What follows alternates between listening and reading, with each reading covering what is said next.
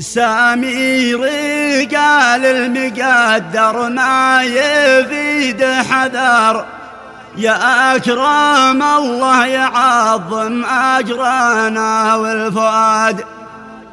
يا حيدي الصبر لا طال الأرق والسهر، فما نلقي ما لقينا يبتلى بالسهاد، فما نلقي ما لقينا يبتلى بالسهاد.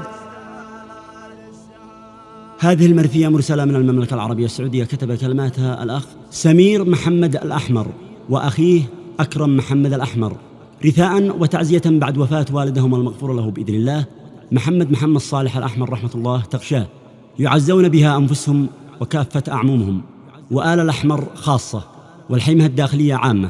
أداء الشاعر الكرار عطيفة.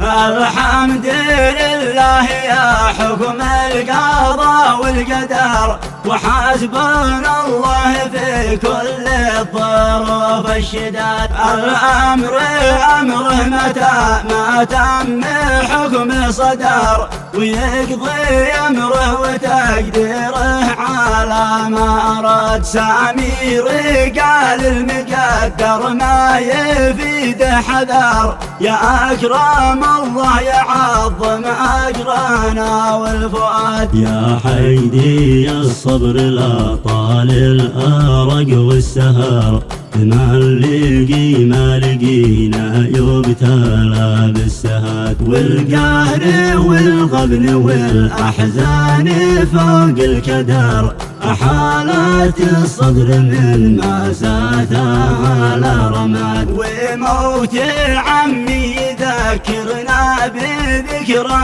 أمر، فقدانا بذي تركنا كلنا في حداد. وبعده الدمع من كل المحاجر مطر، لما عيوني بقيت ما تنظر إلا سواد. من بعد ما سار ذي كان البصر والنظر، سراجنا داخل الأسرة وكل البلاد. من بعد بي كان قد ظهري عدم وانكسر، وتفطر القلب لولا لطف رب العباد. أغلى البشر صدق لو سميته أغلى البشر، ما يوم عاش وما جاهد علينا جهاد. أفضل معلم ترك فينا بجهده أثر، ومن طبعنا على طباع الرجال الجياد. وحثنا الصدق ذي فيه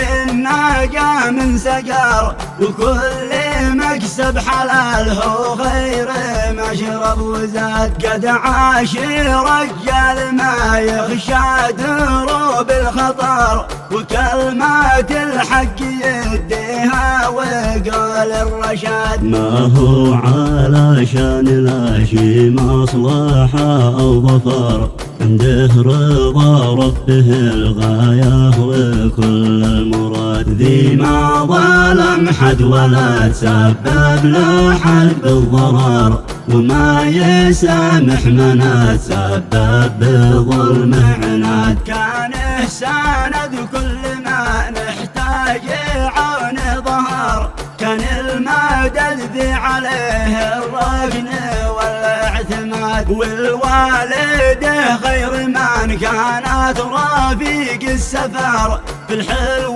والمر تتشارك مع كل زاد. أوصى ووجه بطاعتها وهي تعتبر، شفاء ألمنا وطب أوجاعنا والضماد. وسأل من الله يكتبنا مع من صبر، ونسأل يشمله بالعفو يوم المعاد. في جنات الخلد داره والبقاء والمقر، مع النبي واله الأخيار خير العباد. والخاتم صلوا على الرحمة لكل البشر، محمد المصطفى المرسل مبشر وهاد. بشر وهات